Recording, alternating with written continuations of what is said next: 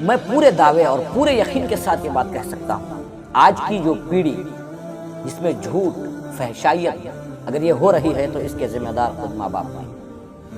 گھر میں باپ بیٹھا ہوا ہے، کسی کا ادھار دینا ہے، اندر سے کہلواتا ہے باپ کے جاؤ کہہ دو کہ نہیں، کون جھوٹ کی تعلیم دے رہے ہیں؟ باپ بیوی کو، ماں بہن کی گالیاں دیتے ہیں، وہ اثرات بچوں پر ہوتے ہیں، وہ بچوں کی یادداشت میں بیٹھ جاتی ہیں گالیاں، وہ بعد میں باہر نکل کر اپنے ساتھ بیٹھنے اٹھنے والوں کو گالیاں دیتے ہیں۔ ماں باپ پہلا مدرسہ ہے بچوں کا۔